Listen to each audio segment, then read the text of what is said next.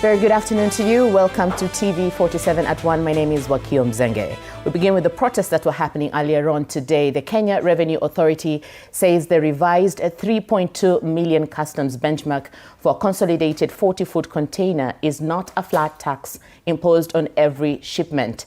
KRA says the figure is a minimum reference point used in assessing consolidated cargo, with importers still required to declare the actual value of their goods and pay the applicable customs duties. KRA says the adjustment from 2.5 million shillings to 3.2 million is intended to curb under-declaration, misclassification and undervaluation of imported goods, which the authority says create unfair competition for compliant businesses and cause revenue losses. It maintains that cargo consolidated remains legitimate for small traders and says those who disagree with the benchmark can have their cargo physically verified and assessed based on the actual goods. Based on our analysis, based on these commonly imported items by consolidators, the minimum we expect, like the baseline, is the 3.2. It is not a new tax because taxes are set by legislators. KRA's role is to implement the law. However, we need to ensure that the right values are declared, the right items are declared, and the right taxes are paid. So the 3.2 is basically, as commonly known as benchmark. It's a facilitative, baseline for small-scale traders and consolidators. Thank you. So for this amount, do you agree on it with the traders as well as the importers? Yeah. Thank you. So to arrive at the 3.2, we did an analysis. We invited the traders, the consolidators. We have had several engagements and agreed on this amount. We even further went ahead and agreed on an implementation date. We gave them 30 days, a full month, to just align themselves and arrange themselves in terms of the cargo that was on the high seas coming, what they needed to clear, and agreed that 21st August was the implementation date of the 3.2. But it's important to just clarify again, 3.2 is not a fixed tax. Customs valuation is based on transaction value as per the World Trade Organization guidelines.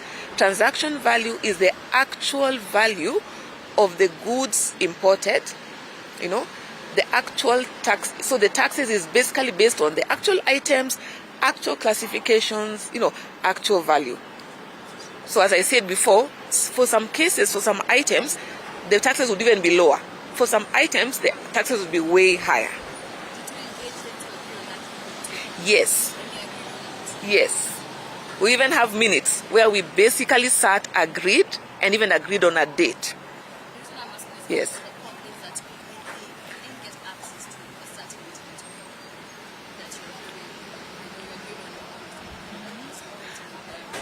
No. We've actually had several meetings, and the final meeting that agreed on this 3.2 was minuted. We had physical representations that cuts across different associations. Small-scale traders were represented.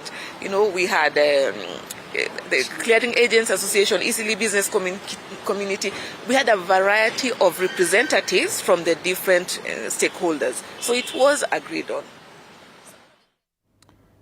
That was KRA giving their response. Meanwhile, the small-scale traders in Nairobi's Central Business District today staged demonstrations against the Kenya Revenue Authority's revised customs valuation benchmark, forcing partial closure of businesses and disrupting activity in the city center. Traders from Kamkunji, Gikomba and Nyamakima marched towards Times Tower, with police firing tear gas as protests intensified along sections of the CBD. At the heart of the dispute is the increase in the minimum customs benchmark for a 40-foot container of consolidated general cargo, raised from 2.5 million Kenya shillings to 3.2 million Kenya shillings. The traders argue that the 700,000 shilling adjustment will escalate import costs, erode profit margins and eventually burden consumers with higher prices. KRA has defended the policy, saying the revision is meant to curb undervaluation, under-declaration and revenue leakages. Habari zenu nyote. Tuko hapa na kupandishwa kwa kodi. Zile zimepandishwa juu sana, na katika harakati zetu tumekubana na askari na vizuizi, ile hatujajua kwa nini tumefanywa hivyo, na tulikuwa na barua ya kuuliza maandamano, a peaceful demonstration, lakini wameamua kutupiga tear gas, wameamua kutufukuza, na wameamua hatutafanya na hatutajielezea. Lakini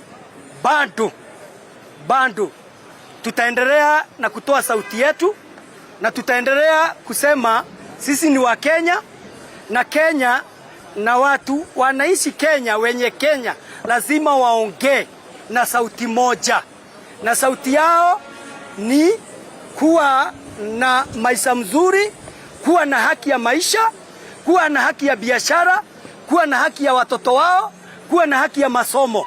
Nataka niulize, leo tumetokea kwa sababu ile malalamishi tuko nayo ilikuwa tunalipa container ya consolidation 2.5. Wameamua asubuhi moja si 2.5 ni 3.5. Tukaenda kwao tukalalamika, wakasema itafanywa 3.2. Kutoka hapo tumeandika barua after barua, lakini hakuna kitu wanasikia ama hakuna kitu wanasema. Hiyo kitu ingine tumeongeresha kupitia kwa place breathing, na hawajasikia na hawataki kusikia. Sasa maneno yetu ni hii, tuko hapa na hatutabanduka, tutaendelea na kung'ang'ana. Leo wametufukuza, lakini Ijumaa next Friday tutakuwa tu hapa kwa barabara, kwa sababu ni lazima tuishi kama Kenya ni yetu, na ni lazima tuishi kama wenye Kenya, na wale wanatuongoza tumewapatia hiyo mamlaka, watuongoze na watuongoze kwa njia mzuri, watuongoze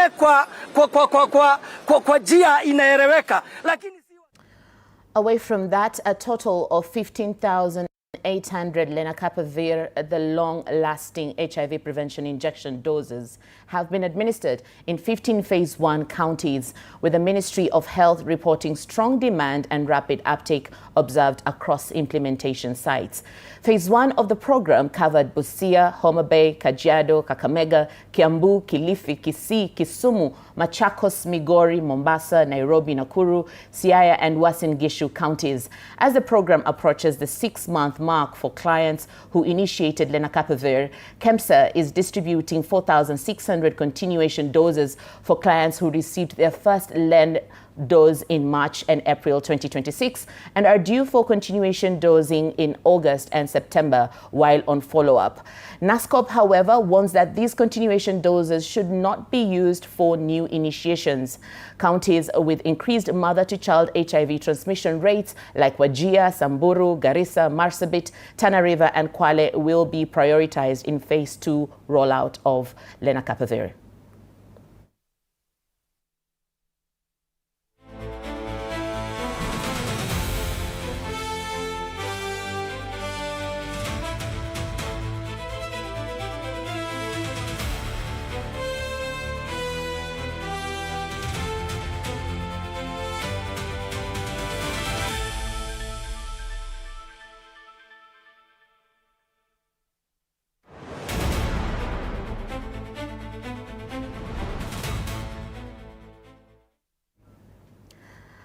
Business came to a halt today at Sirisia Trading Center after residents staged protests against the Deputy County Commissioner.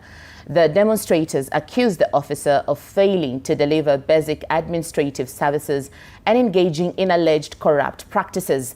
Traders were forced to shut down their shops as protesters barricaded the La Wakio Sirisia Road, chanting and carrying placards while demanding La Huahua, I beg your pardon, that road, chanting and carrying placards while demanding immediate intervention from the County Commissioner and the Ministry of Interior.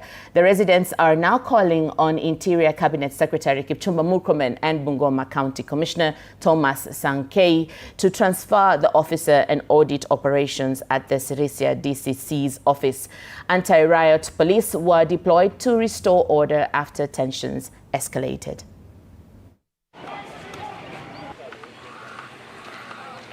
Jana wakienda kwa ofisi ya vitambulisho, wakipitia kwa ofisi ya DCC hapa, anasema lazima watoe shilingi 3,000. Na ndio tumesema vijana wetu wengi wamekosa kwenda university kwa sababu hawana vitambulisho.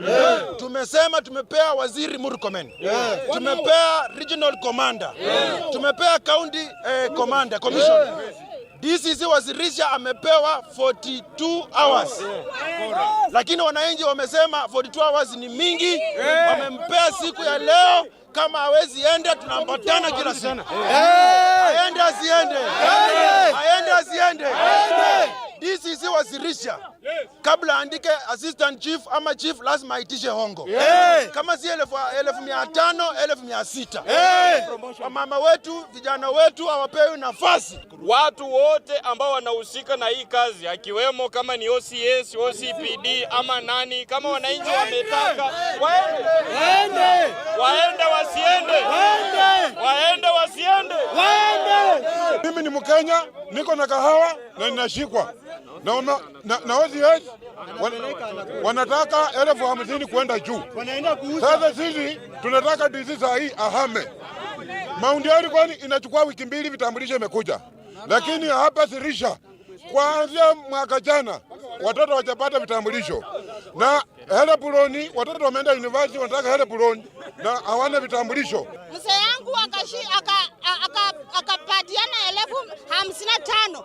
Hiyo pesa ilienda wapi? Kahawa walichukua. Mwenye mlichukua, mlipeleka wapi? Badala ya kuchukua, mpatie tena, mkaenda mkauza. Hawa maafisa wa Sirisia wote waweze kubadilishwa na bwana DC huyu. Tunaomba bwana Ruto, president wa taifa hili, huyu DC wa Sirisia aweze kuenda kwa sababu analeta ufisadi.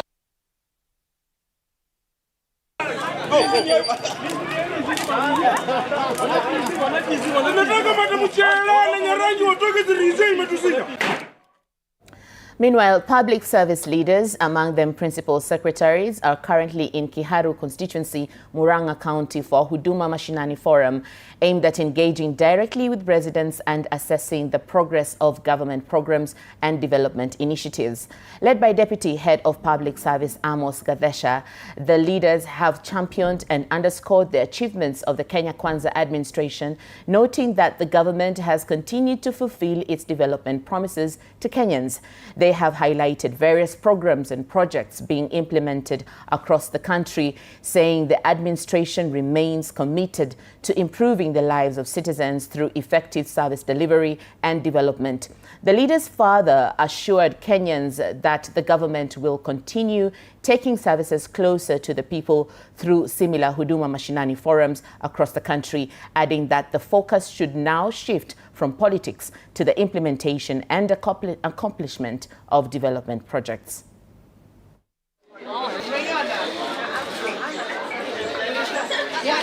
Brought Huduma Center services, and they're offering several services ranging from police good conduct to issues to do with IDs, issues to do with SHA, and many other issues. So the main idea is to come as senior civil servants from Mount Kenya region to come and talk to our people about government development that has been happening. We are here to remind our people of the promises that the government gave them when we came during the campaign. And you can confirm here in Murang'a County, we do have quite a number of roads that have been done. The Mau Mau Road and so many other kilometers that goes to the sub-counties headquarters and to the interiors. Here we do engage in farming. Our coffee prices have gone up. All these interventions is because this administration is working for the entire region. The President has committed to support everybody in this country in all the development projects that he's putting up. We're going for a short break right now, pay some bills, but don't go too far. We'll be right back with more.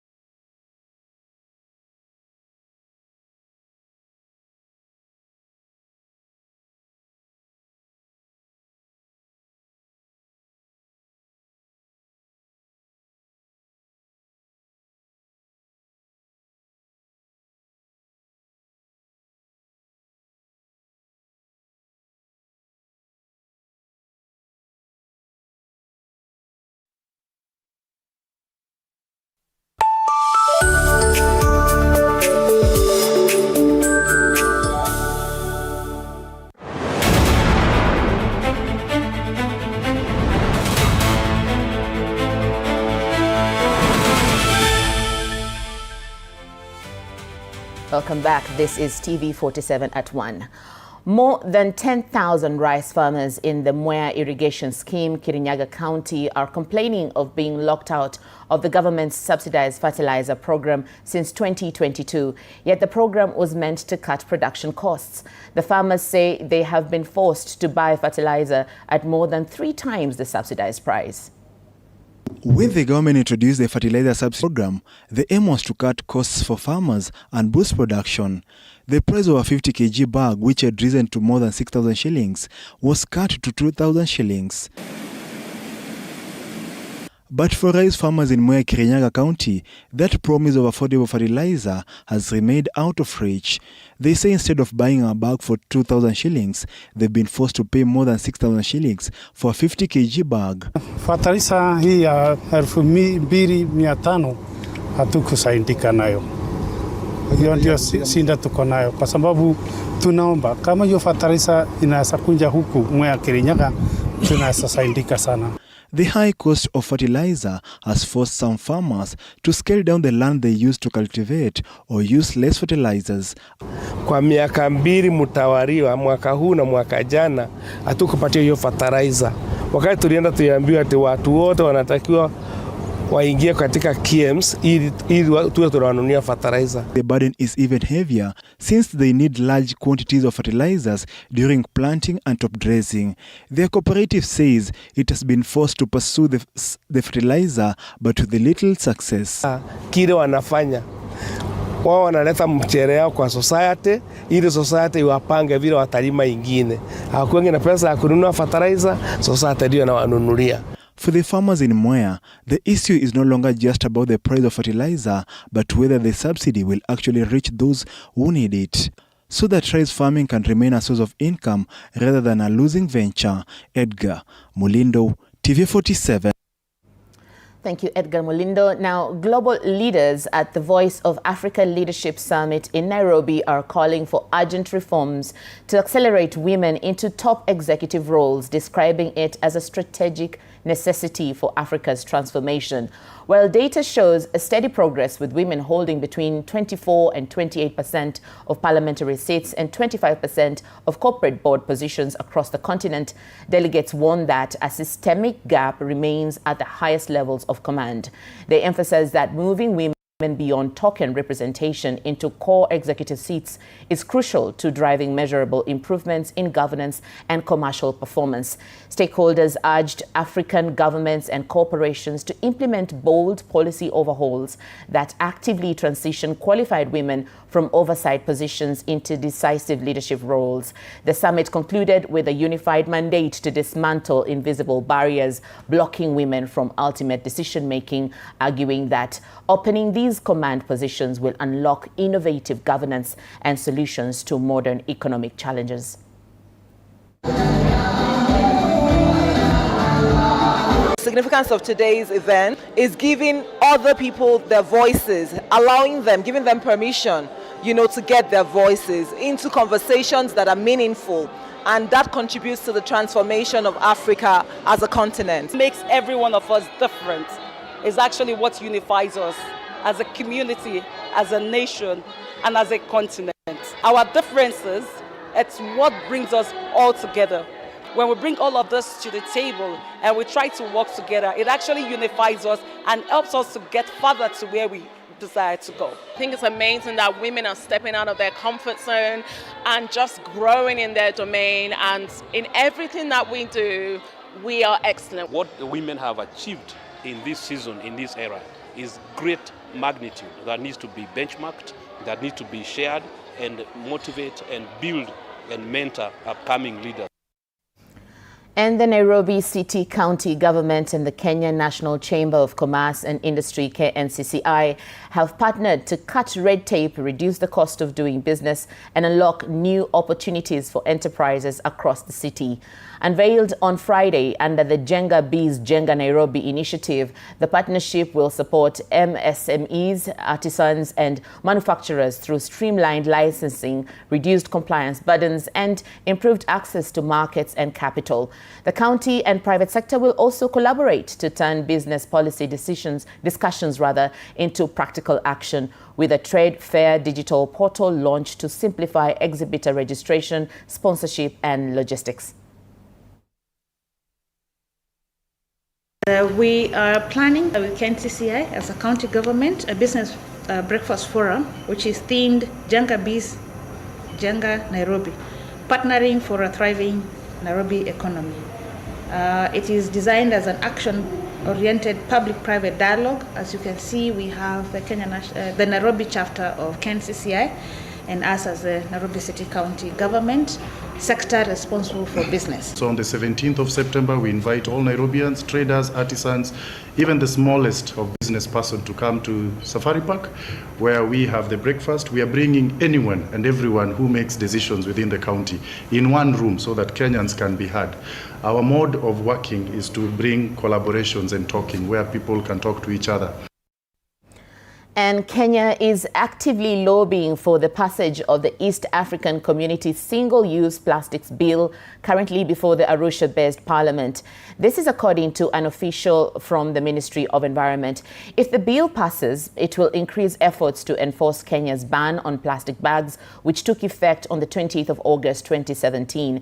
And as Stanley Nyarikita reports, environmental groups have recommended to the Ministry of Environment and NEMA to seal smuggling loopholes that allow single-use illegal plastics to flood local markets. On the 28th of August 2017, the Kenyan government imposed a ban on single-use plastic carry bags, a historic milestone for the country that received global applause. 9 years later, enforcement of the ban remains elusive. A spot check in Nairobi CBD shows traders openly using single-use plastic bags, contravening the law that prohibits their use, manufacture and importation. This comes as the State Department for Environment and Climate Change faults porous borders and illegal imports of plastic bags for the elusive enforcement. Some East African countries do not have regulations limiting the use of single-use plastics, but the ministry says this is set to change.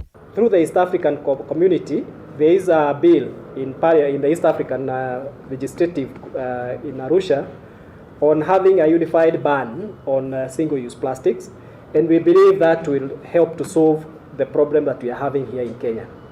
However, environmental groups decry the fact that some alternatives to the banned plastic carry bags have also been non-environmentally friendly. The groups are now urging the Ministry of Environment and NEMA to implement a legal reuse and refill framework. The truth is we cannot recycle ourselves out of this process, out of this pollution. If that was true, then we will not be seeing all that plastic pollution across or in dump sites such as Dandora and others. The next challenge is to build upon the foundation and move decisively towards a culture and economy where where products are designed to be reused, refilled, repaired, and responsibly managed. There are different categories of plastic, and we sell it in the different prices. So in Kenya, we have a corruption when it comes to the fair wages, whereby there is no any standing of the plastic prices. After receiving the policy recommendations from the groups, the Ministry of Environment is now expected to begin rolling them out gradually across the country. Stanley Nyarikita, TV47.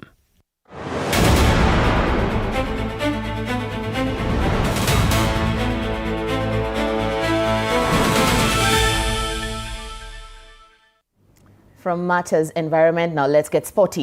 The national women's volleyball team, Malkia Strikers, progressed into the last 16 of the African Nations Championship being held in Nairobi. The defending champions top Pool A with a 100% record following their second win on Thursday night. Coach Geoffrey Omondi and his squad thrashed Mali in 3 straight sets of 25-17, 25-10 and 25-18 at Kasarani Indo Arena. At the same time, Cameroon, who are in Pool C, also booked their place in the knockout stage after defeating Nigeria in 3-0 at the same venue. In other results, Ghana, who are in Group C, were forced to dig deep for their 3-2 win over Tunisia at Ulinzi Complex, while in Group B, Senegal made easy work of Burkina Faso with a 3-0 scoreline at Kasarani. Teams now take a break today before matches resume on Saturday. The winner of this tournament will book their place in the Los Angeles 2028 Olympics, while the top 3 teams will play in the World Championships. I normally don't have a first 6. That is what most people are used to. I have a starting 6. Depending on the situation ahead, depending on the opponent's game, how we have read their game, we normally plan our team depending on what we have read from the opponent. So people are likely to see very different combinations from the one we have seen the other day and today. Going forward, the higher you go, the tougher it becomes. That is it in volleyball. So I feel like the teams that you are going to meet are teams that are ready for it, like teams that are qualified for it. So I can just say we are just going to put our best foot in front so that as we go on, it will be smooth on our side. Kenya topping Group A with 2 wins is definitely a good way to end this bulletin. I'm Wakio Mzenge, and I'll see you at 4 p.m.